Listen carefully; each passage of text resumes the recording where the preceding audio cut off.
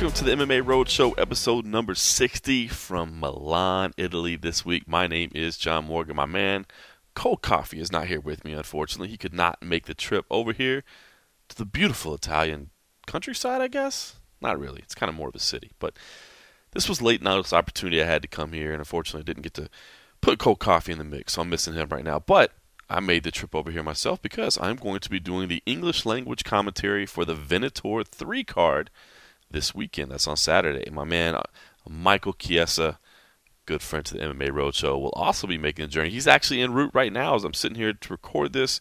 He's actually on his way. He finished up doing some on-sale media tours in South Dakota for his upcoming fight with Tony Ferguson. What a fantastic matchup that's going to be. And now he's coming right over here, going to try to get a little sleep, and then we'll be doing this commentating gig tomorrow. Together, I should say. So, Venator 3, I'm sure you've seen that card. Husamar Parharis versus Emil Meek. Luke Barnatt versus Jason Mayhem Miller. Sokaju versus Matt Hamill. There is going to be a web stream of it available. I can tell you that in North America, it's my understanding it will be free to watch. That's not going to be the case for everywhere else around the world, but it will be free for the U.S. fans. I just don't know exactly where it's going to be yet. So, pay attention to social media. I think we're going to have it on MMA Junkie, but it's not going to be an MMA Junkie exclusive is my understanding. So anyway, some final details to work out. This is what happens when you have an up-and-coming organization and kind of putting together details at the last minute. But I'm actually pretty excited about the card. I'm happy that I could make it over here, and hopefully I can do a decent job at it. It's 19 fights on the card, my friends. 19 fights. So it's going to be a long night for myself and Michael Chiesa, but it should be a lot of fun. So listen, as I'm sitting down to record this, I'm not going to lie, it feels like I barely just got back from Brazil, man. I mean, hell, I might as well still be in Brazil. UFC 198 was, of course, incredible. We stayed an extra day to work on some training there. Myself and Cold Coffee were helping out the newest member of the MMA Junkie team, Fernanda Praches, with some of her training on the camera gear and some of the stuff we do on the back end. So we spent an extra day doing that and then flew home, and I was home for less than 24 hours, and then had to just turn around and fly right back out to come out here to Milan for this fantastic card. Would have been nice to just fly straight from Brazil, but hey, always a pleasure to come home and see the family for a night. And we just had booked the plans kind of late, so we couldn't coordinate everything together. So I swear it feels like I just barely left. I'm still kind of head circling a little bit. But on top of that, it was a bit of a tough trip over here. Of course, it was a last-minute flight, so I ended up on an airline called Thomas Cook Airlines. I'm not going to lie, I'd never even heard of it before. Sorry if anybody is a big fan of Thomas Cook Airlines. They were fine people. It was a fine airplane. But it's just not the airline that I'm used to. I've been fortunate enough to fly on American Airlines for just about everything I do over the last couple of years. So because of that, they treat me incredibly well, the fine folks at American Airlines, and the One World affiliates around the world are always taking care of me as well. So, man, I had to go back to being the common people. It's not easy. The MMA Roadshow normally runs VIP, and just little things like having to wait in line to check in. Not getting my traditional aisle seat. I like to have that aisle seat. So if I'm pounding back a few frosty beverages and I need to wake up and make use of the facilities, I can do that without having to get by somebody. Instead, I got the window seat this time around, which isn't bad. You can lean against the window and get some sleep on the 10-hour flight that I had over here, but it was just not what I'm used to. And then to top everything off, on the flight over here, I had it was Vegas to Manchester and then Manchester to Milan. On the flight from Vegas to Manchester, which is 10 hours, sit down, have a couple cocktails or whatever. The meal comes, have the meal. I'm very polite. I don't lean my seat back, during the meal, of course, because you got people behind you. You got to think about those people. They don't have much room to eat. So, didn't do that. But then they came by, they collected all of our meal, and at this time, it's time to get some sleep, because we're landing first thing in the morning, so the blinds are all pulled, the lights are off, let's get some sleep. I lean back in my chair so I can recline and rest, and this little old British lady, starts yelling at me. Straight up yelling at me. She's just flabbergasted that I have leaned back into her lap, and she basically pushes the chair and says, "Oh no, no, you will not lean back that far." It was in an English accent, but I'm not very good at that, so I'm not gonna try to do that. And I look back thinking that maybe she was crazy, and her husband was right there next to her, supporting her, of course, as a good husband should, but basically looking at me like I'm crazy as well. Like how could I be such an a-hole that I would lean back and recline my chair the way it's designed? Now, maybe it's just me, but I believe that designers have spent time figuring out how exactly these things are supposed to work. And don't get me wrong, I understand that if I recline back and you don't recline, maybe it's going to be a problem. But what if we all recline together so that we can sleep? Isn't that the way it's designed? Tell me I'm wrong. If I'm wrong here, please tell me I'm wrong. Hit me up on Twitter at MMA Junkie John and say, John, you're crazy. If the chair can lean back, I feel like we should be able to lean back. And they're looking at me like I committed a crime. But I don't want to create an international incident. I'm a kind, loving human being. So I basically just brought my seat up and proceeded to fly essentially the rest of the way to Manchester in an upright position. And it did not make things easy, and I'm not happy with this lady. And I don't want to be a diva, but I feel like if your airplane seat can recline, you should be able to recline. Can you get with me on that? All right. Here's another problem I ran across. Now that I'm doing a little bit more of this commentating gig and trying to step my game up a little bit, I brought a suit over here. Now, listeners of the MMA Roadshow will know that's a suit that I had to buy in Florida for Titan FC because I only had one suit, and it was lost in the dry cleaners. So I'm carrying my suit over here, and I need a solution for that. If anybody flies with suits and you can help me out, help a brother out. Because first of all, I just had it in a little garment bag. It's just a garment bag. It came in from Men's Warehouse. I don't even have a nice garment bag yet, and maybe that's the secret. I need a nice garment bag, but I don't have that yet. So I was just carrying it in that Men's Warehouse thing, and it's just kind of a pain in the ass to lug around. And then I couldn't get it to lay right, and there was no place to hang it up in there. So anyway, long story short, lugging this extra piece of luggage because I didn't want to just fold the suit and put it in my bag. I feel like maybe I could just fold it in my suit and then and fold it up and put it in my luggage and then take it out when I get to the hotel, and maybe it won't be that wrinkled, but I don't know.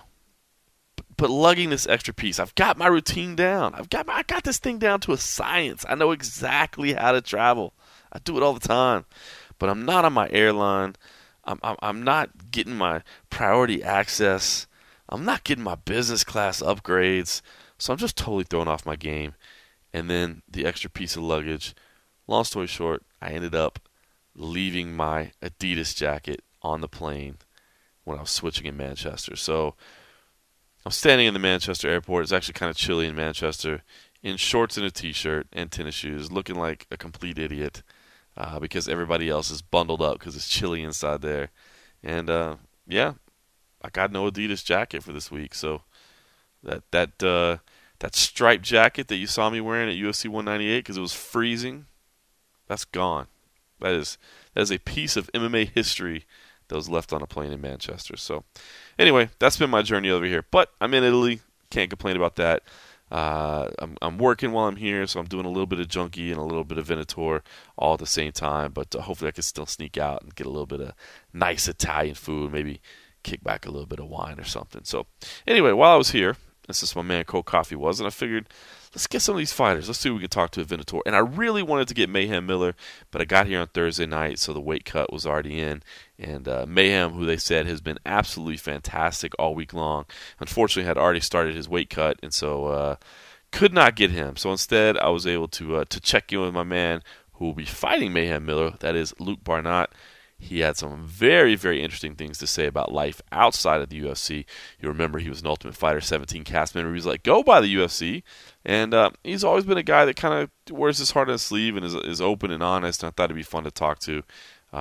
He talks about kind of where he's going, what he sees, and very interestingly as well, what it was like to get ready for a fight with Mayhem Miller, who I think most of us, if not all of us, thought probably wasn't going to end up here, but somehow did. So, listen to my man Luke Barnatt tell you about things that have been going on in his life and previewing his fight. As I'm not even gonna lie, I'm not having frosty beverages in Italy. You just gotta have some wine, right? Can't. No offense, Peroni or whatever, but come on. you got to do some wine. So no frosty beverage this week. Just a little bit of adult grape juice coming up. And you can listen to Luke Barnatt.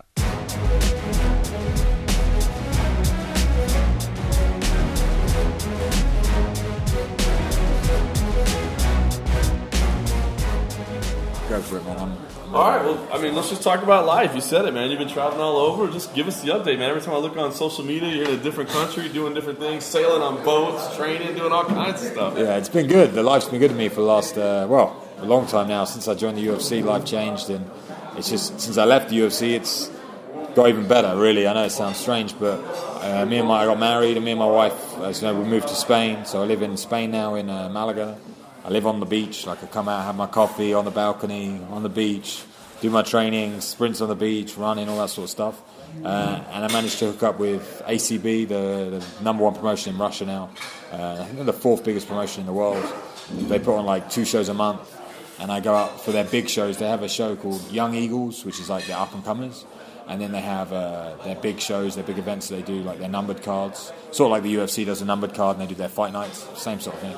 Their fight nights are called Young Eagles, and I commentate on the big events. So I fly out to Russia, or the last one was in Georgia, probably about once a month. I go out there and I do a gig, commentary, which is cool for me, something new. Really enjoy it, it's different. Get to study a lot of fights and watch a lot of fights. So I'm always picking something up, which is cool. And then I went and did a bit of a camp for this. I went to Italy first, I went to Rome. Because my black belt, he was competing in the European No-Gi World Championship where he won gold. So I went there to support him, and then from Rome I flew directly to Italy for 4 weeks to train. So I had 4 weeks worth of training, and then I flew back from Thailand. I went from Thailand to England to Spain to Georgia. And I was in Georgia for like 4 or 5 days, and then I flew back to Spain, and then I had Josh, who just come in. Yeah, Josh Shimon just walked in. Might as well just... What's up, John? How are you? And then I had Josh fly over for like the final weeks of my preparation for this fight. He's been over in Spain, training with me in my academy. Since I moved to Spain, I started my own academy, so I've got a gym now, along with my jiu-jitsu coach, Santeri Lilius. So we started a gym together.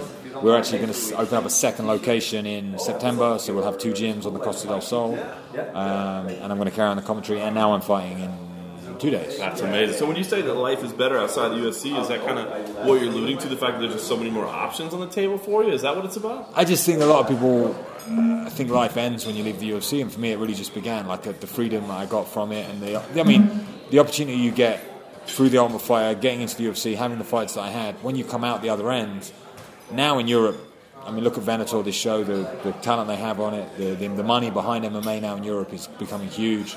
They got a new show coming out now called Euro FC, which is launching in October, I believe. There's money behind that. There's so much more opportunity now to make a living out of MMA in Europe than there was 2 years ago, even a year ago.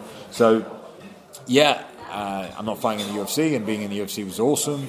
But when you come out, I'm now like picking all the cherries I can pick up. Whatever I want to do, I can pick up, and it's great for me. Plus the commentary gig, plus whatever I want to do. So I'm like the master of my own destiny. Whereas when you're with the UFC, Joe's the master of your destiny, and it's tough. It's different. So now with my lifestyle, living in Spain, I've got a very nice, easy life. I get to train, wake up when I want, do what I want, and I don't have that pressure of Joe might call you and you don't know when you're going to fight. I can plan. My whole year is planned up until November. I know where I'm going to be every single week of every single month.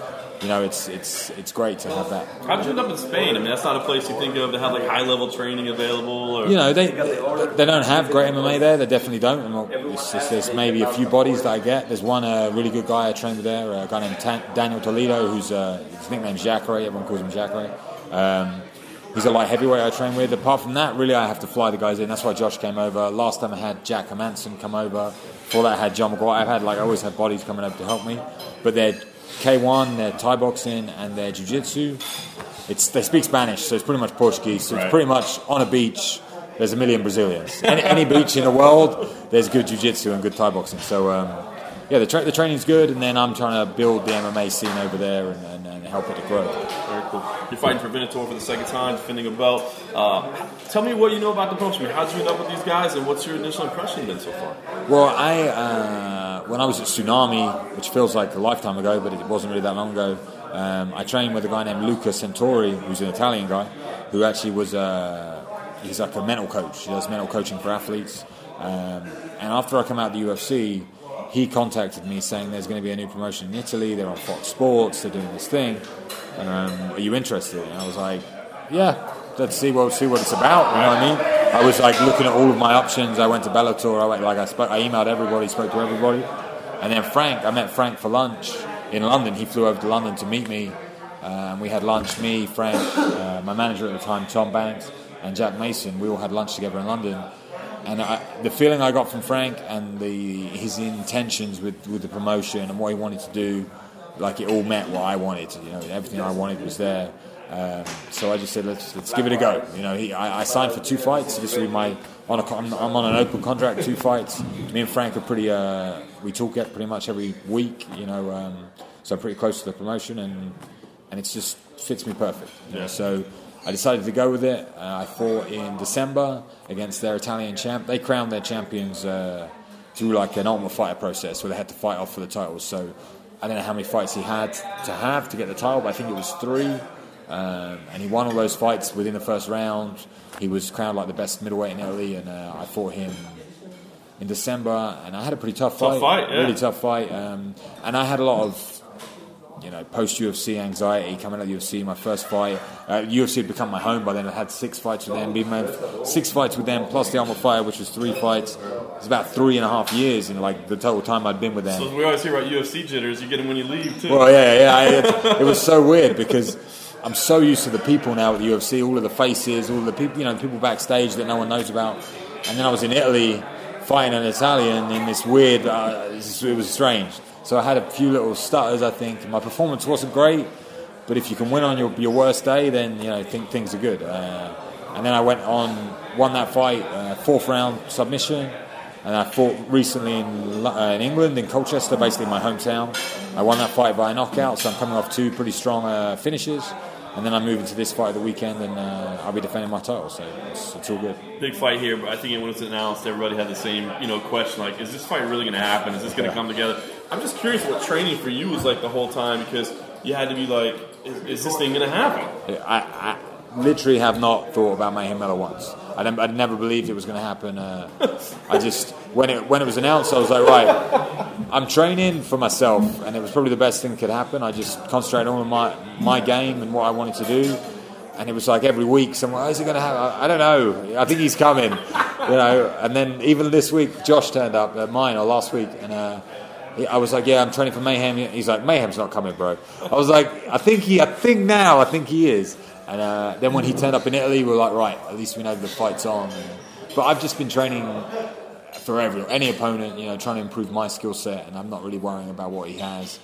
And now that the fruition's come, that I'm actually going to fight him, I don't think he has much to offer, you know. So it's worked out pretty well. But it's been a questionable couple of months. I imagine. Yeah. So you got to be pretty excited then. I mean, it does feel like this, you know, internationally, man, this card is getting a lot of attention. The names that are on it, it feels like this is a big opportunity. I mean, does it feel like one of those kind of showcase opportunities for you? It's a huge card. I mean, really, when you look at the UFC, they've been here, minus Anderson Silva coming to London, the last event. In Europe, I think it's the biggest card they've ever had, with the names they've got and all the people they have. And if you know the European scene, people that are coming in like Jack Hermansson, who's fighting on the card, he's one of the top prospects in Europe. Emil Meek, who's fighting Pal Harris, is another prospect. They have a lot of a good European flair that people...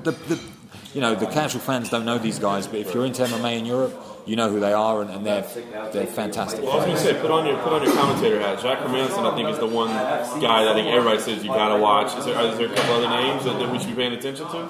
Well, I think Jack's number one really to watch at the moment. I think if he wins this fight, he's on an 8-fight win streak in Europe, and they're not just wins. He obliterates the people that he fights. Literally decimates them. It's current Cage Warriors champion. You know, he just defended the title 4 weeks ago or whatever it was, and now he's fighting again straight away. I know Jack personally, and all he wants to do is fight. He's always searching. I think he had a fight lined up every single month this year, and only ones that come to fruition are the Cage Warriors and this one. But he, in my opinion, is the next European to make a splash in the UFC, and I think they just need to give him a chance, you know, because he has the looming thing that everyone hates, is he fought in Bellator before, and the UFC don't really like that.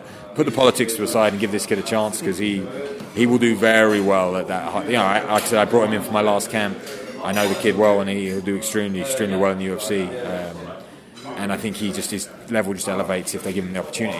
But he's one to watch. I have no doubts he's going to beat the guy he's fighting.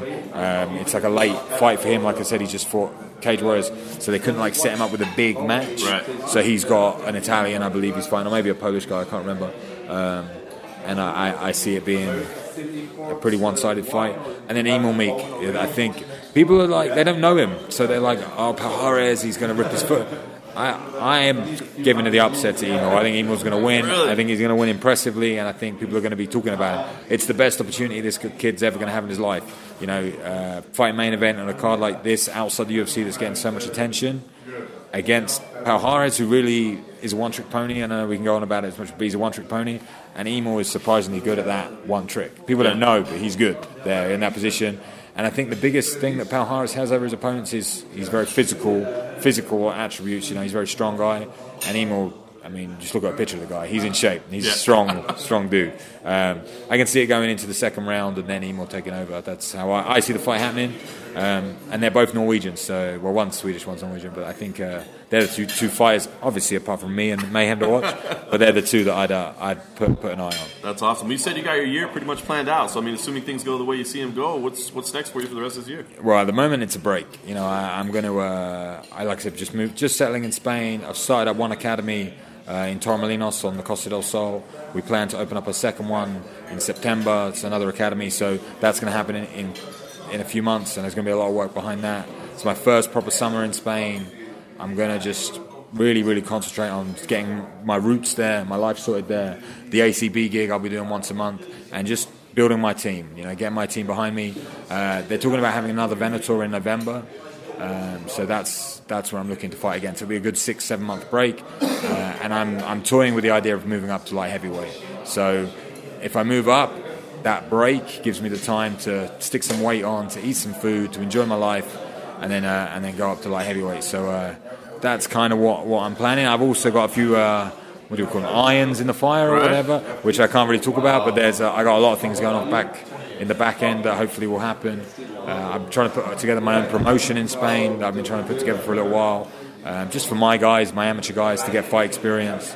So I'll be doing that as well, hopefully. And yeah, just keep busy and keep training and keep improving, grow my academies, and have my base set. So when I fight in November and I beat that guy, and then I'm going to fight in probably February and beat that guy, I'm ready to go back to the UFC or whatever it is I'm going to do, but really make an impression rather than just drift back.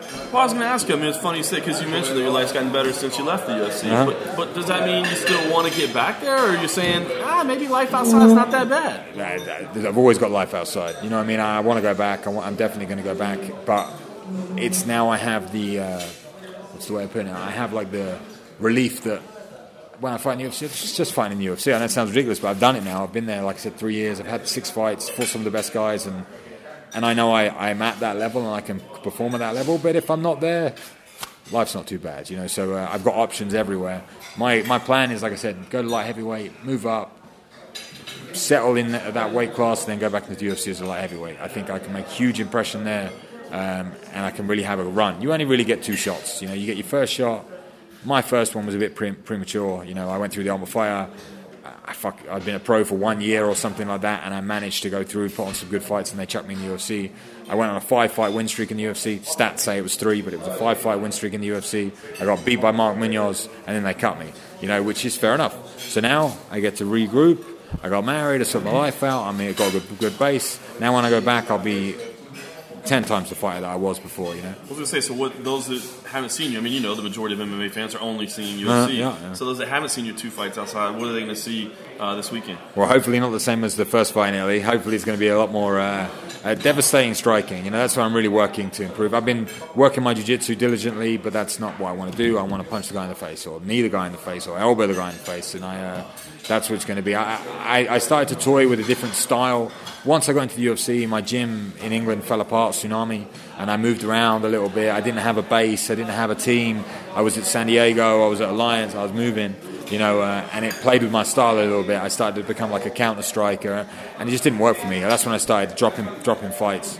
I want to come forward, I want to be vicious, and I want to knock people out. I don't want to play. I'm not there to play around.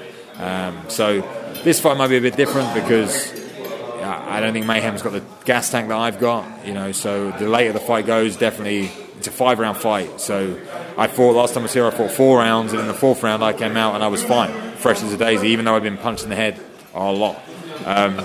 So it's definitely where my biggest advantage is in this fight, for sure. So I just rely on that and fight and see how it goes.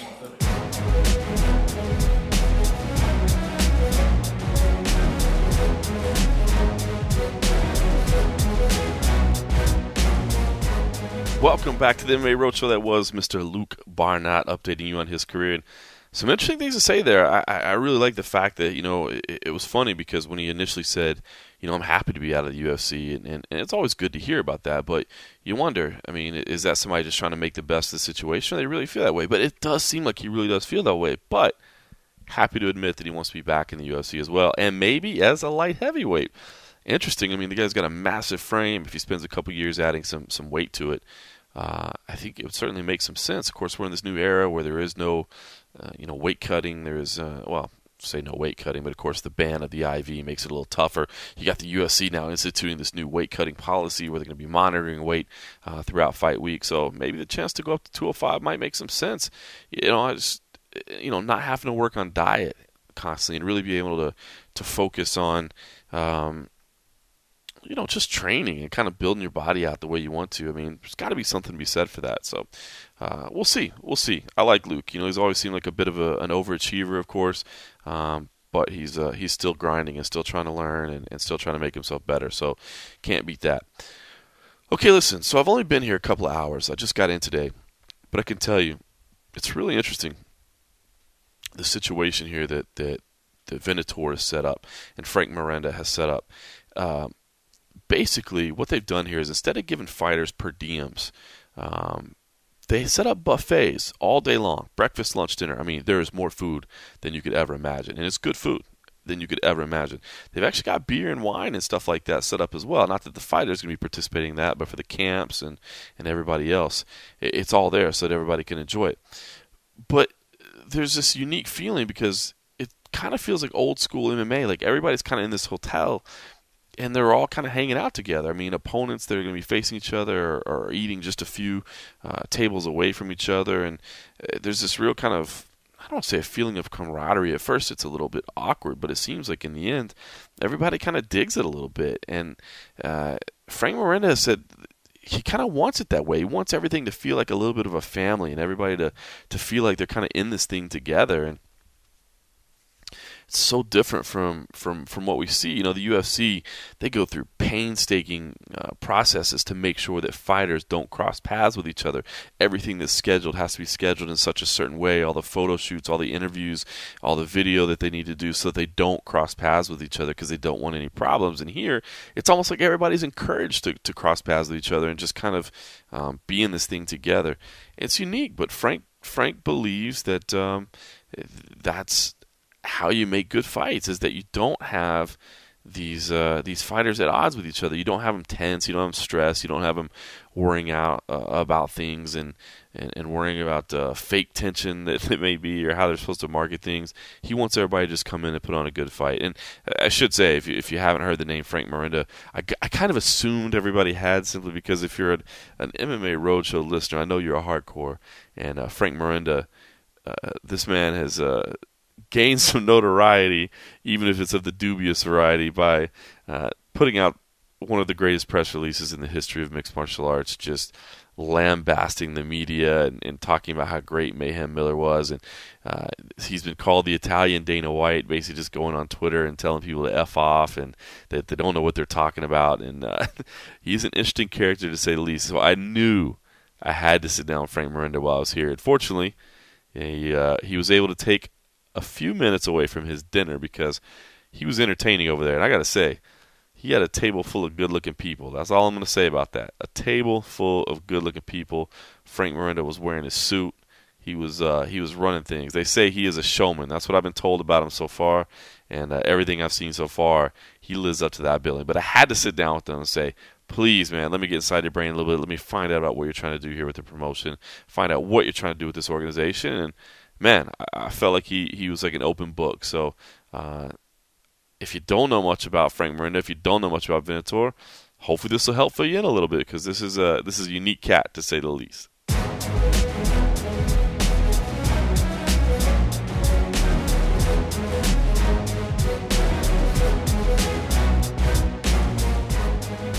Appreciate it, man. I didn't want to interrupt your dinner over there, man. No. I was finished. The only problem is that when I got tired, my English got worse. So that's terrible. So I started losing all the words. And today I spoke Portuguese and I spoke English. So I made a mixture, and I'm tired. So, but we can work it out. So awesome. I appreciate it, man. I didn't know you knew Portuguese, by the way. I learned that for the first time this week, that you know Portuguese as well. No, actually, Portuguese is my real second language. Right? Yeah. English is the third, so I speak better Portuguese than English, of course. So. That's fun. Well, let's just start. I mean, why did you decide to get into this business? I mean, this is a tough business. Why did you decide to launch an MMA promotion? No, actually, for me, it's not a business, because you know better than me. We call this the business of losing money.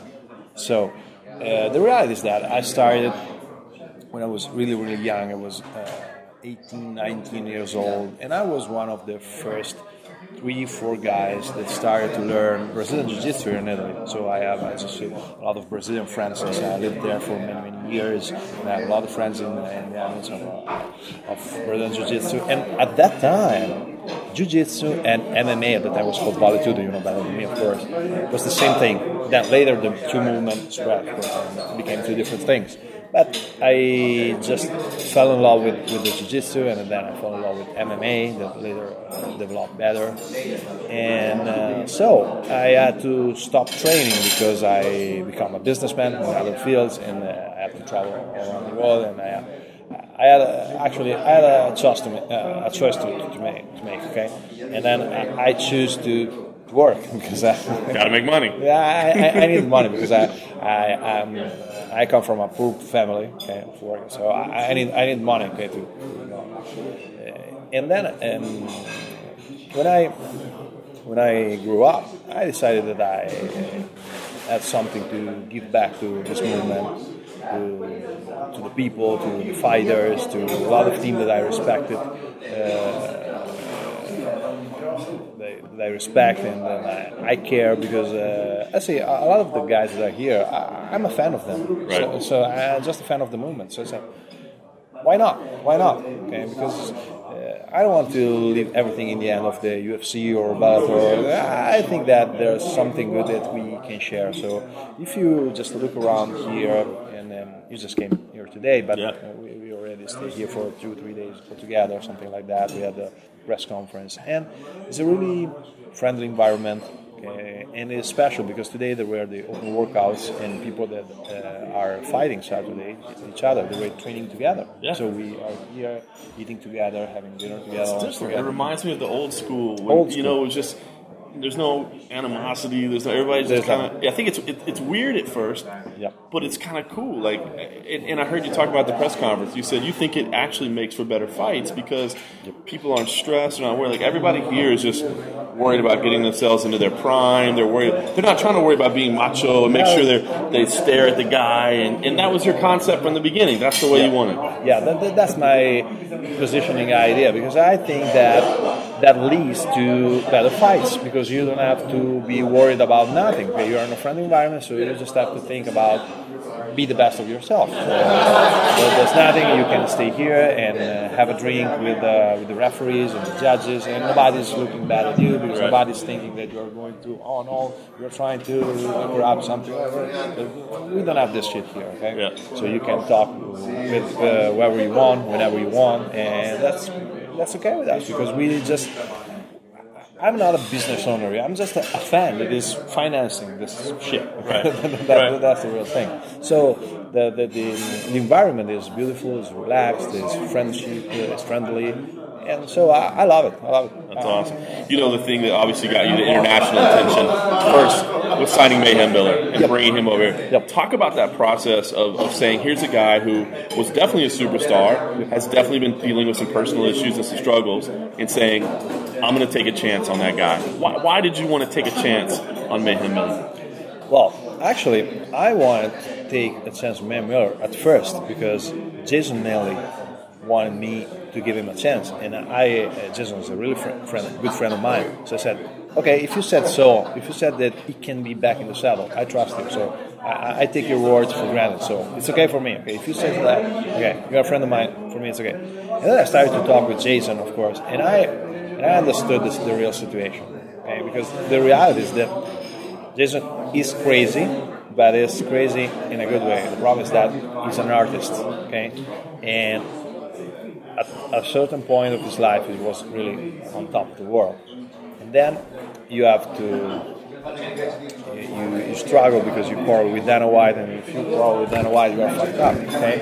So your life started to change for the worst. And then the problem is that if you are so extroverted and then you are so in a continuous artistic frenzy and things like that, your brain can't handle it. So you start to go into depression because you have nothing to focus, the positive to focus on, okay? So you start to act weird. So I thought, I've been through that personally. So I asked myself, if I were him, what I really would have needed, and I said, I needed something to be focused on, okay? And the reality is that if you saw him in these days, today at the press conference, you saw at the open workout, when you put him in his real environment, between people, between the crowd who is just cheering him and people asking for autographs and signs and photos, he's the best person in the world. Yeah. He's kind, he's cheering, he's with the kids. You have to see him with the kids. He's so funny, so like to take care. He was really, he's a different person. It's obviously, if you leave him alone, you start to act weird. And when you are so famous and you start to act weird, you just do a little thing and the big headline come out. So, and then in 2 months you are a monster. It's not the same. It's an asshole, okay? Because when you start drinking, he's an asshole, okay? Yep. But the person inside is a good person. So if you can keep him focused on a big purpose, be back, be a person of inspiration for others, he can be that person. That's awesome. He can be that person because that person isn't him.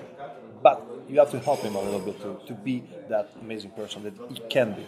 That's awesome. And of course, Rousimar Prochazka was another big one. You being a jiu-jitsu fanatic. Yep. It's interesting because Rousimar, the suspension was kind of weird, I guess. I think a lot of people side with it. Like, does the guy really deserve to miss competition because of what he did? And what's your take on it? Because it divides people down the middle. There's some people that say, "Oh my gosh, he's a monster," and there's some people that say, maybe he held on a little too long to a heel hook. So, what was your thought process? So, the problem is that I knew the person behind the fighter. So I knew his story. I knew where he comes from. And you can look at him here. He's an amazing person. He's so kind, so good, so respectful, so humble. Okay, so if you just look at the person, you know that he has no intention to hurt no one. So that's the real thing. So he made mistakes because I see, that he held too long. I see that. But, okay, let's talk about. So we're in Italy. So allow me. I'm not a soccer fan at all. I'm just an MMA and jiu-jitsu fan. I'm not a soccer fan at all. But just to have an example, you're a soccer player. You are paid millions and millions of dollars or euros or pounds and you just go. You do something terrible in the field, and then you took 2, 3, 4 Sundays of ban, something like that. Okay, this guy, you can't give 2 years of suspension. 2 years is a whole lifetime. You are screwing the life of this guy. For real, 2 years is too much. Too much. It's too much. You can't do that, okay? Because he's not gaining millions of dollars, he's not earning millions of dollars, and 2 years is a lifetime. He has a family. Absolutely. So I thought, okay, if he was an asshole, I would have never signed him. But he's not an asshole. He's a good person. he made a mistake. I think he must be punished for that. But the attitude of World Series of Fighting against him in the car, no, this is an asshole. This guy must not be allowed to fight. No, in the world. No, okay, that's too much for him. That's too much. I thought it was unfair. Yeah. So I step up and I said that it's unfair. I agree that he made mistakes, and I agree that this mistake must be punished. But I don't agree with the punishment. It's too much. So it's funny, we're talking a lot about the people behind the scenes. Who's the person behind the Twitter account? And we think of you obviously have made waves in MMA by just coming up and being crazy. And then sitting here and talking to you face to face, it's like a different situation. So is that just you kind of being promoter and having fun? I mean, is that you or is this you? No, it's the same person. It's me, okay? I just use my marketing skill to grab a little attention. So that's it. Because if you, that's for the event, okay, for the guys, for the people, okay. I need to bring attention, okay. So I needed to bring some good guys that made some mistakes. So I need to give them a chance to show the real thing. Yeah. Okay. So it's the same thing with me. So if you think I'm a terrible asshole, and then you know me a little more, so you can say I'm an asshole, but not so bad. Okay, I'm an asshole, okay, but not a bad asshole. Okay, a funny asshole. Okay? Yeah. So it's good to be around me, and it's good to be around Palhares, and it's good to be around Jason and Miller. So that's it. So I think that a lot of people. The problem with Twitter and the internet is that there are too many assholes over there. That's the problem. So I have to be a little strong, a little harsh, okay, because they deserve it, because they don't want to listen. So if you look at my conversation, I say one thing, they don't want to listen. No, this is a criminal. No, Palhares, you have to. No, you have to read between the lines. You have to be to go deeper into the arguments. You must want to be aware of the situation before judging. You can't judge a book by its cover only because you read a big headline. So that's what I want to say. So if you don't want to do this, so fuck you, because I don't want to. You don't deserve my attention because you're an asshole. Because you don't want. The problem is not I am an asshole. No, the problem is that you don't want to. You don't like a dialogue. You just want to say that I'm an asshole. So fuck you first. So that's the problem. Makes sense. So where do you ultimately see Venator going? Because you said I'm not a businessman. I'm just somebody that's loving this and funding this, but can't fund anything forever, I imagine, right? So what is the ultimate goal? And I heard you say it at the press conference too. You know, you said we're in the business of giving away money. We're not really in the business. You know what I mean? Yeah. So but what is the vision? I mean, it's fun, you know what I mean? But is this just a fun ride until the money goes away? Or are you thinking, no, we can get some attention and we can get some foothold and we can help build a sport here in Italy? Well, the problem is that in Italy, I tested the water because in Italy the niche is so small. So, and we don't have here any help, for example, from UFC, because the UFC didn't build here the movement. So it's really hard here. So it's no joke. So I say I'm sincere. So it's the truth. The problem is that I don't know where we can go from here, because this is an event, a card that I have a lot of people from England. They want me from Ireland, from United States, and I think that this card in Dublin or in Orange County will be easily a card for 8,000, 9,000, 10,000 people. In here, I don't know how many times we can do. So let's see. The one thing that I'm sure I want to do is to give, first of all, a chance to all of these guys that I respect, like Jason, like Palhares, and like Sokuju, like Matt Hamill, a chance to being back again, okay, be under the right radars again, so maybe they can ramp up again. And between me and you, I thought it was terrible. I saw a terrible scene because I was on Twitter and I was reading Matt Hamill asking Scott Coker and Bellator for a match, and nobody was taking care of it. And I said, oh my God, okay. It's not, maybe this guy is 39, is not in his prime, but Matt Hamill is an inspiring person. So it doesn't matter if he want to fight. He's a symbol. He's a legend. He's something more than simply a guy, a cock to put in the cage to fight. He is an inspiring person. Okay, so he's a person that is good for the sport. So you have to have Matt Hamill. You have to show respect for what Matt Hamill is. So you didn't answer. This guy didn't answer. And so I said, okay, Matt, come fight with me. I want you. You want to fight with Venator? I want you.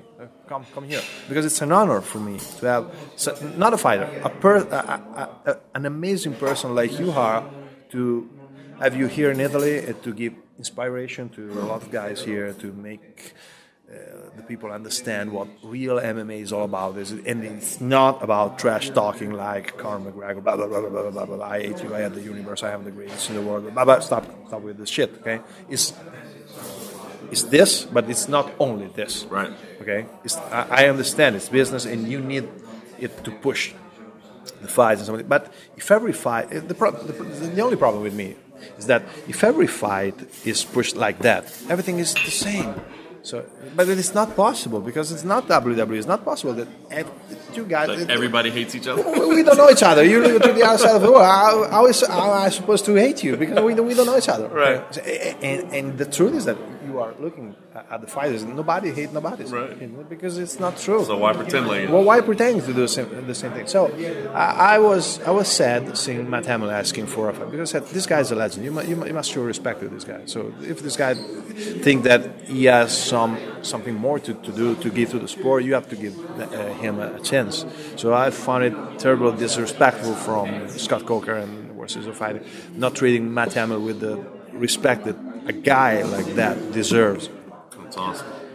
And I think that we are also giving an opportunity to young talents to show up because here we are, and you'll see, for example, Karl Amasu. Karl Amasu is a tremendous fighter. I can't understand why he's not in the UFC. No, I know it because he's a tremendous grappler, and they just want people who stand and bang, the cowboys, blah, blah. But he's a technical fighter. Okay. I understand that the stupid Yankees doesn't like technical fighters. Okay, I'm sorry. That's sorry. Kidding, guys, kidding. Okay, this was a bad part of me. Okay, no, I'm sorry. I don't want to be disrespectful. Okay, at all. But no, really serious talking. Karl Amasu is a tremendous fighter. He's skilled. He's amazing. His grappling is world-class level. He's an elite top-level judo player. His jiu-jitsu is amazing. He's the best fighter in France, one of the best welterweight in the world. So, okay, you'll see Jack Hermanson. Why Jack isn't in the UFC? Why? Can you explain it? I can't. Maybe this will be the showcase. Maybe this will be the one. Come on. Have you ever seen Jack fighting? He's an animal. He's a monster. He's skilled. He's technical. He's prepared. He's everything you want to see into a cage. Why in the world you have a lot of shit U.S. fighters and you have a middleweight like Jack in the UFC? So I can't understand that. So, okay, I was joking with him and I said, Jack, this is the second time you're fighting for me, and I want this to be the last time. I don't want to see you more around. Okay, next time I wanted to see you sitting on my couch. Okay. Yep. On television because you deserve so. Okay, just win big. Okay, I don't want to be disrespectful with that guy. I was just talking because we are friends. Okay, so I'm talking with all the respect to his opponent. Okay, it's just the thing. Of course. But I said, okay, if you win big, okay, go away. Okay, I don't want to because you deserve to be a superstar because you are. Okay, and we have a lot of Italian fighters. You'll see. Marvin Vettori. Marvin Vettori is a tremendous Italian fighter, and I think that he deserves to be there. He's young, so he has to improve. He has to. It's not a technical problem. It's just he has to be more mature with experience. Okay, but he deserves to be at higher levels. So, and he will fight a great fighter. Igor Ujo is a great fighter. So I think that if Marvin can win, it will be a really good situation for him. If Igor can win, it will be a huge win for him, so he can be back in the saddle again.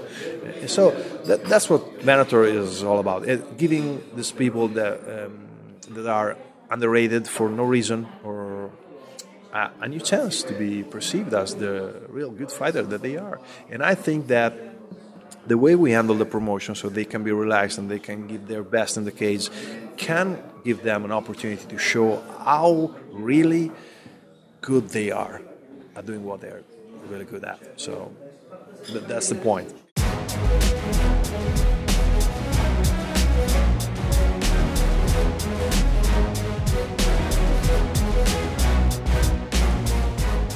Welcome back to the MMA Roadshow. That was Frank Merenda, head of Venator FC here in Italy, who, the sit-down conversation did not match up with what I was expecting based on social media, but refreshing. And I thought he was being very honest, and I really kind of enjoyed what he had to say. And I got to say, it's got me actually kind of a little bit more fired up for this fight card, just knowing what he's kind of trying to put together. So it's some interesting questions. I mean, should Mayhem Miller be fighting with everything that he's gone through? All the things that he's had in his personal life, and I mean, I don't think there's many out there that wouldn't say that he's not dealing with what would seem to be some mental health issues. And Frank Merenda comes in and says, well, take a guy out of the spotlight, take what a person does and take it away from them, especially when it's their identity, the way it is with Mayhem for sure. I mean, I think a lot of professional fighters, their careers, their identity. But I think with Mayhem, it definitely makes some sense. I mean, he was this TV personality. Man, I mean, it was his entire persona was him, and it's been taken away. Does he deserve to get back in there? I don't know. Kind of anxious for it, but I mean, with Luke Barnatt, you got to think what he's saying is true too. Like, what could this guy have after 4 years away? How good could his timing be? What kind of training could he have done? What kind of improvements could he have made? Could be interesting. And of course, you got Husamar Palhares as well, another interesting character. There's just no denying that he holds on to them to the ankle locks too long. Defend him if you will. I mean, Alex Davis is his longtime manager and a good friend of the MMA Roadshow, and he goes out of his way to really make sure people understand that Husamar's not a monster, and he's not somebody that's out there intending to hurt people. And I believe that. I think it's true, but still doesn't matter. If you're holding on to the move too long, you're holding on to the move too long. And that's a move that can really, really hurt somebody. So we'll see. It does seem like everybody around here is looking forward to Jack Hermanson fighting. So if that's a name you haven't heard, maybe that's somebody to research a little bit. And it sounds like that's who everybody believes should be going to the UFC and could walk away from this card kind of as the star of it. And maybe this will be the big proving ground. So we'll see. All right. Frank Merenda's point. Seems to give a lot of people second chances. And to be honest with you, it's a position I can relate to. I've had this audio for a couple weeks. I didn't really know what to do with it. Lavar Johnson. You'll remember him. Heavyweight slugger. Strikeforce. UFC. Is spending 5 years behind bars for domestic violence. Something that you really just cannot explain away. You can't make light of. You can't, I think it's the type of crime that most of us look down upon. And he's going to do 5 years in jail for it. And I had a friend of his reach out to me and say, listen, Lavar wants to tell his side of the story. He wants to let people know what happened. He wants to apologize, and he wants to let people know what happened, and he'd like to talk to you to do it. And I said, okay, let's do that. And we set up a phone call, a collect phone call to a prison number. It took a little bit of doing to get it done and to work through all the little phone systems that you have to do to be able to talk to people while they're incarcerated. And then I basically just said, all right, let's hear what you have to say, Lavar. Tell me what happened. Tell me what your side of this is and what message you want to get across. And I recorded it, and then I hung on to it because I didn't know what to do with it. The reports of what he did are not good. And, you think about spending 5 years in jail for domestic violence. I think that should kind of explain to you, how serious I guess the judge took things and what may or may not have happened here. And I didn't know what to do with it. And, it's funny, while we were in Brazil, I actually talked to Fernanda Prates, our resident feminist and a good friend of mine, somebody whose opinion I respect and trust. I said, what would you do with this? What would you do with this audio? And she basically told me flat out I never would have done the interview to begin with. I wouldn't have given him the time of day. a convicted domestic abuser does not even deserve the time of day for you to talk to. And basically said that, you know, she would have refused the assignment if it had been somebody like her editor had told her to do it. If, you know, say Mr. Dan Stupp had said, we'd like for you to talk to us, she'd have said, no, I'm not going to do it. And, man, you know, that definitely gave me even more pause to think, is this completely insensitive? Is this completely wrong? Is this, should I have not even picked up the phone and let somebody talk? And so it's funny, you know, listening to Frank Merenda talk about the histories of mayhem, the histories of Rousimar Palhares. I don't know. It made me think that maybe this is the right time to play that audio. And I still don't know. Maybe I'm going to put up a story on MMA Junkie. Maybe I'm not. It's still something I'm battling within myself. Does somebody who's convicted of such a crime deserve a voice? Do they get the opportunity to apologize? Do they get the opportunity to explain themselves? Or are we better off just leaving them alone and letting them serve their time and then moving on from there? I'm not sure, but hey, it's my podcast. It's the MMA Roadshow with John Morgan. I can do what I want. Since there's no cold coffee here and I'm making decisions on my own, maybe they're poor decisions, but I'm going to play it anyway. So this is Lavar Johnson from Behind Bars offering his apology and giving you his side of what happened.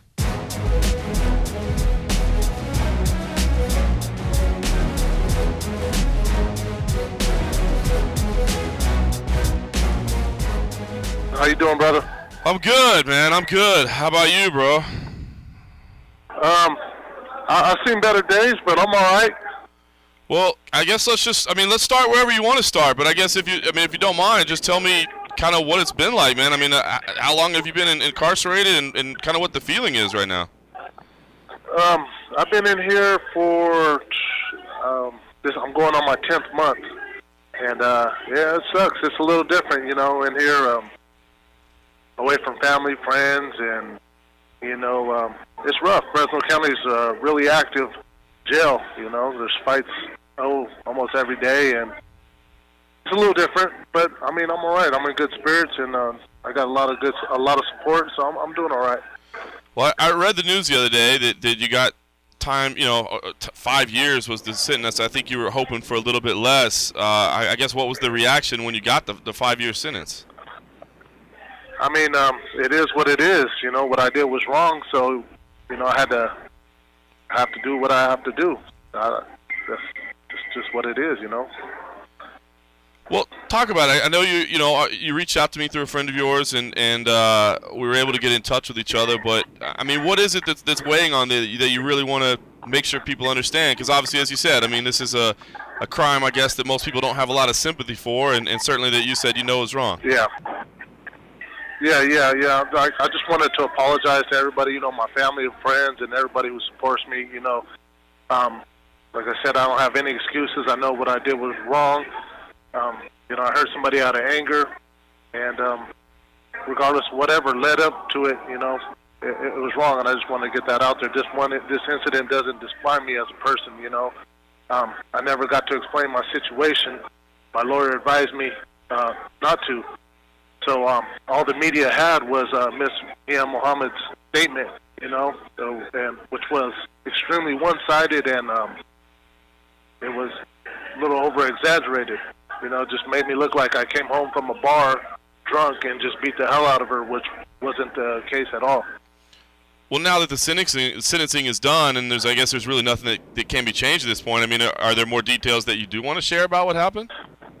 Yeah. I would like to tell, you know, what happened was it all started from like an argument the night before, which was small, you know, nothing big, and, you know, I thought it was over.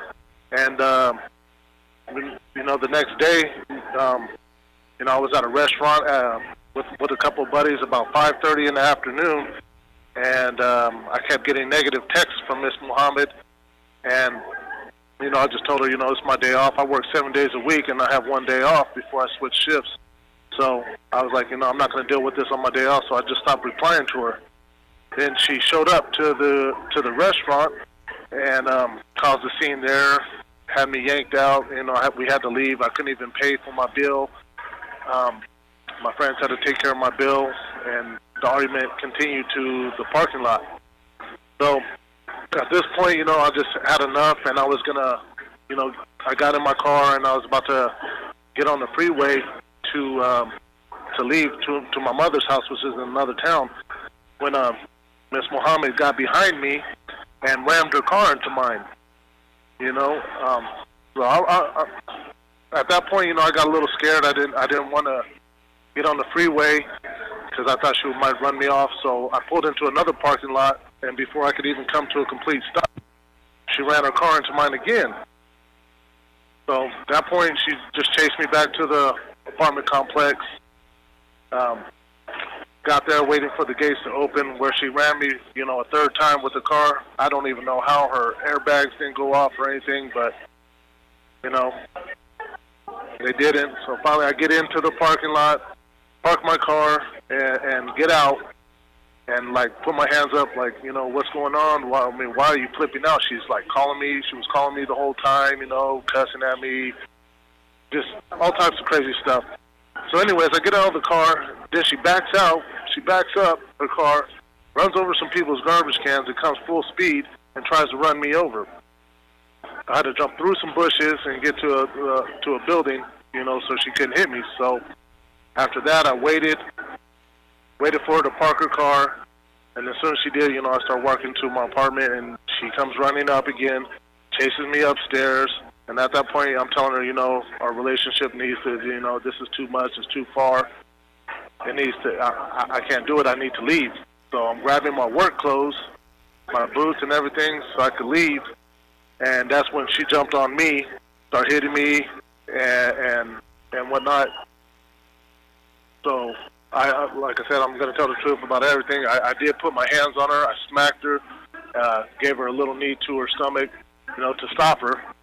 She stopped. She said she was hurt, so I stopped, you know, and that was it. I was just telling her, you know, this, what is she doing? Why is she taking it this far? And, you know, I have kids, and she's playing with my life, and it's too much.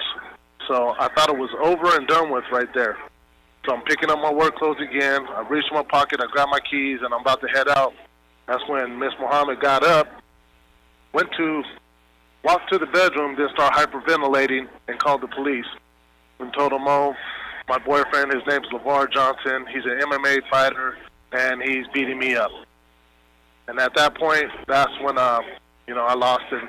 And I walked up to her, and then we got into the altercation.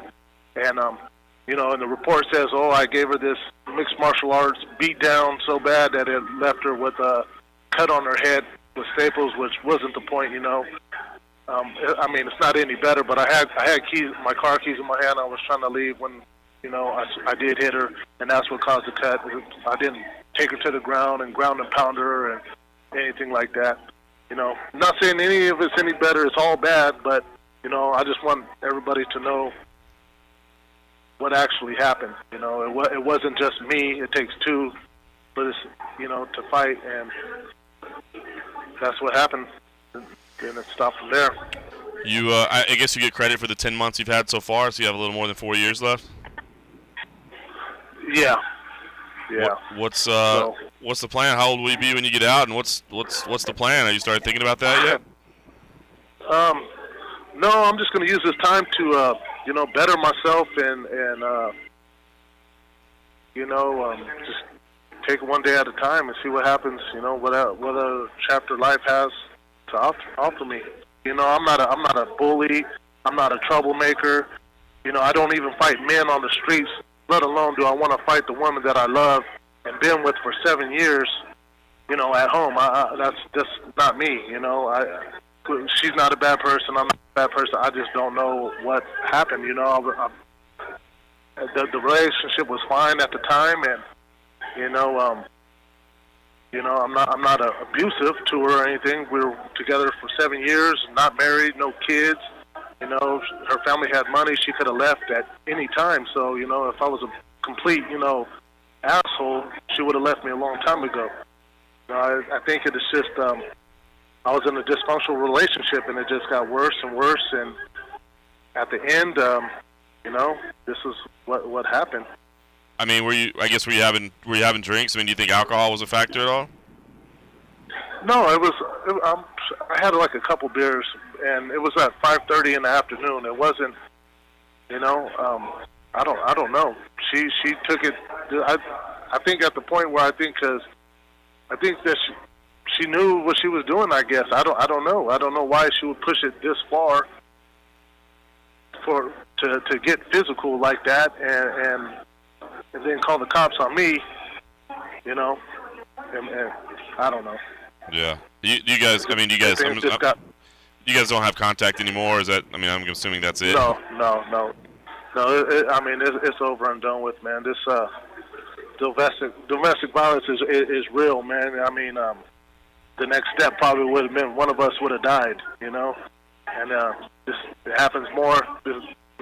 Domestic violence happens more than we think. It's a real problem. There's a lot of people in here for it in all walks of life, race, money, professions. It doesn't matter, And if people don't see the red flags or the signs, this could easily happen to anybody if they don't get professional help and try to fix the problem or know when to call it quits, Did you see, I mean, now in retrospect, do you see like warning signs like that? Were there things you should have done different? Should you have gotten out earlier? Yeah, and prior to this, I did leave. I moved out of the apartment for about a month, took all the furniture out, and when I came back, we worked it out. We said we were going to be together, and when I came back, I left the furniture out, just the bed in the house, and, I wasn't going to bring anything back till I knew we were going to be, good, because she was having these outbreaks, and like I said, it was getting uglier and nastier. But we worked everything out, and I brought back the furniture, and we were good. And that's why I said I don't know what happened. It just relapsed, and the cycle just repeated itself. Man, so what's life like for you on a daily basis now, man? How do you feel your days? Well, I'm in here. I don't have any problems with everybody. I get along with everybody. I'm respectful, and it's just get up at 3 o'clock in the morning for breakfast, and we got lunch at 10 and dinner at 6. I'm a worker here inside, so I help with the lunches and the dinners and stuff, serving them. So it makes the day go by a little bit faster, and just work out a little bit and try to read books. That's about it, man. Try to stay as positive as possible. I mean, it's just that quick, anybody's life could change, Like I said, it's just not me. It's just not like a mixed martial arts person or, boxers or anybody, is more susceptible to this than, it could happen to anybody.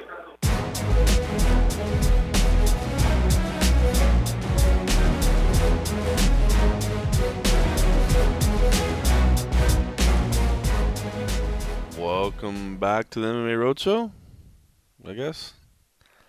I still don't know what I'm going to do with that. I still don't know what I'm going to do with that audio. I do appreciate Lavar's honesty, and I appreciate him sharing his story with me. And I don't know. I think if the phone would ring today, I'd probably answer it the same way, and I'd listen. I feel like it's my job to listen to everybody and to hear what they have to say, and no matter what they've done, I guess to at least give them an opportunity to tell me their side of the story. But I don't know if I'm supposed to leave it there. I'm conflicted. Can you hear the confliction in my voice? I'm conflicted. Listen, I did think he had at least a nice message in the terms of, looking out for red flags and, trying to prevent something like this from happening. So I thought that was at least something a little decent and something that you can take away from it. So I don't know. Chime in. Let me know if you enjoyed it and say, hey, John, you did the right thing there, man. At least I got to hear somebody's point of view. Hit me up at MMA Junkie John and tell me that's the case. Or if you're thinking, John, what the hell are you doing? That guy's a convicted domestic abuser, and you just gave him time on your podcast. What the hell is wrong with you? Tell me that too. I don't know. I'm still torn on the middle. Listen, speaking of giving me your feedback, if you do like the show, the MMA Roadshow, go into iTunes. Subscribe to us there. Rate us. Review us. Give me your feedback. That's where I pay attention to it the most. I don't know why. I guess just because I use iTunes, so that's where I kind of pay attention to it the most. I love reading your reviews. I love reading your feedback. I love sharing them on the air just so you can hear what other people are saying. But I love just reading it and trying to learn. If you want to hit me up on Twitter, you can hit me up on Twitter at MMA Junkie John. Tell me what you like. Tell me what you don't like. I'm trying to figure out how to make this good. You know, this show is a work in progress. Where else are people flying all over the world? Sometimes you got a co-host. Sometimes you don't. Sometimes you got multiple. Nobody's doing that. Nobody's doing that. But we're doing it. So tell me what you think about it. All right, Cold Coffee was not able to be a part of this week's episode, but I couldn't let that happen. I knew he had some stuff in the can, so I got a hold of him, and I said, listen, I know you got a couple interviews you're hanging on to. I know you got some stuff you're working on. I don't want to let a whole episode go by and not have you as part of this episode. So he laid it on the table. He showed me here's what he got, and I got to pick and choose what I wanted because it's my podcast. And you know what I picked? Dustin Poirier. All right? Because to me, Dustin Poirier is a badass fighter. And somebody that I've always enjoyed following. I think his career has been fun to watch. And he's got a big fight at UFC 199 coming up with Bobby Green. That is a great fight, UFC 199. That card is awesome. That is in L.A. Myself and Justin Park will actually be out there in L.A. Handling that. That's 2 weeks from now. We still got UFC Fight Night 88 next week. Cody Garbrandt, Thomas Almeida. How sick is that fight? Got a lot of big fights coming up. But I figure right now, just to change things up a little bit, after all these stories of controversy and redemption and issues and all that, you know what? We got to get away from the controversy. We got to get to our man Cold Coffee for one of his patented Cold Coffee's casual conversations.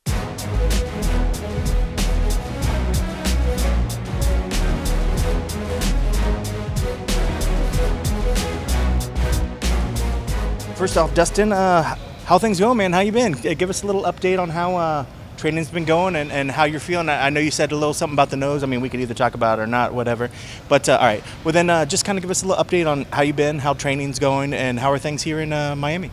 Or Coconut Creek. Yeah, man. Out here in Coconut Creek, living the life on the beach. Got one of the nicest gyms in the world.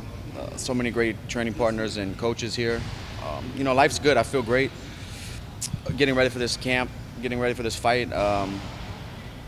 After my last fight, I had the procedure done on my nose, and as soon as I was cleared to get back in the gym, I was right back in the gym, and I've just been grinding and learning, training different stuff, trying to keep it fresh, man, keep it fun, working on different things, always trying to evolve and get better. That's what I've been doing. It's funny, I happened to catch the part, teammates teasing around. You're looking pretty yoked up, man. You got a lot of, you did a little more weight training, it looks like, in this one.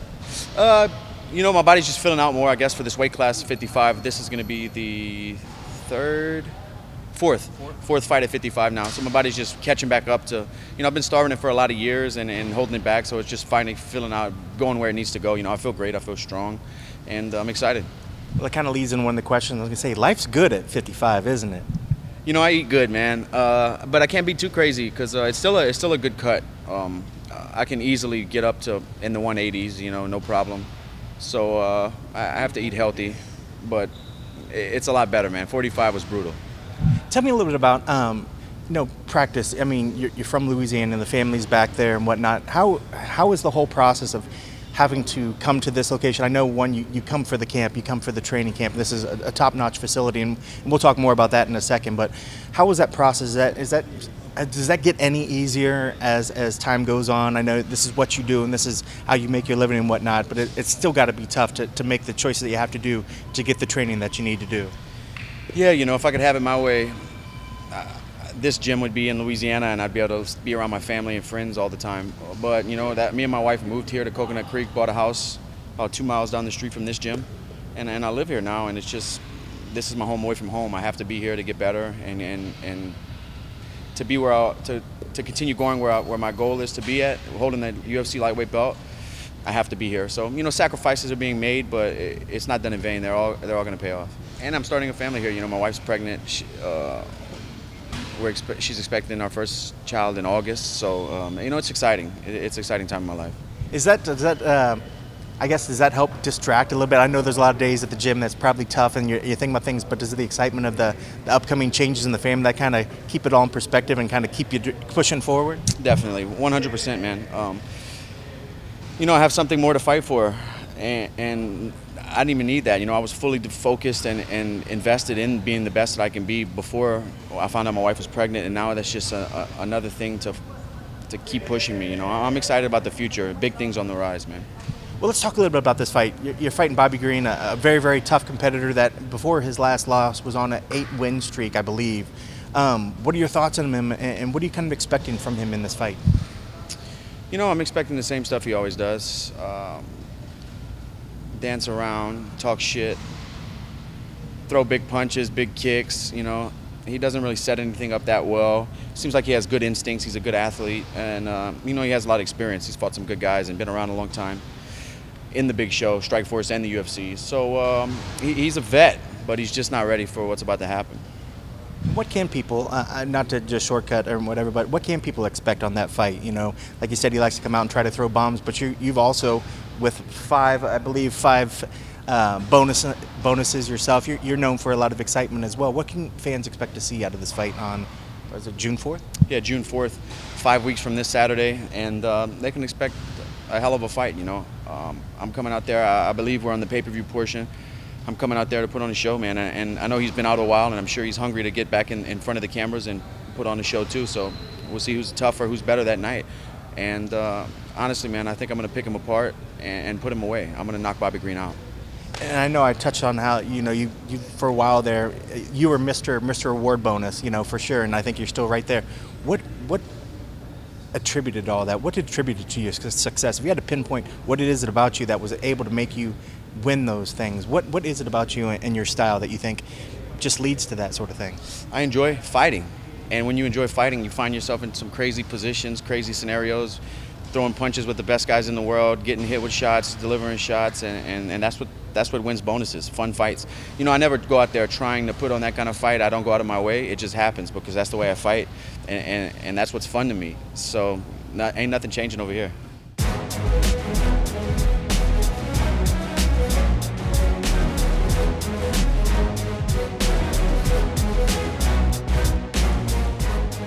Welcome back to the MMA Roadshow. See, I knew my man Cold Coffee could do it. Get us out of this rut that we were in with all this controversial garbage we're dealing with. My man Cold Coffee talking with Dustin Poirier for one of his patented Cold Coffee's casual conversations. Listen, not going to lie, that's about it.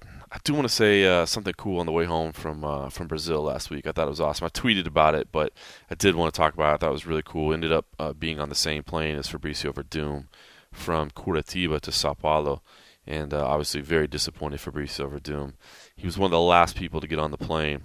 It was just a smaller airline, so it doesn't have first class or business class or anything like that, so he was just sitting in a regular seat, and he's one of the last people to walk on. And when he did, people kind of instantly recognized him, and the plane started cheering for him and just showing their support and kind of singing the Vai Cavallo name and chanting it. And I don't know, man. It was something I thought was pretty cool about that. It's something I haven't ever seen before, and certainly I think the people of Brazil are a little bit more excitable about MMA than Americans are sometimes. But I thought it was so cool that, here's a guy who's obviously suffering one of the worst days of his life, losing his heavyweight title in just shocking fashion, and to at least have the support of his people, I thought was pretty damn cool. Doesn't put the belt back around his waist, doesn't mean he's going to get a rematch, but I thought it was pretty awesome to see. So kudos to Brazil. They caught a lot of shit for the way they treated Matt Brown.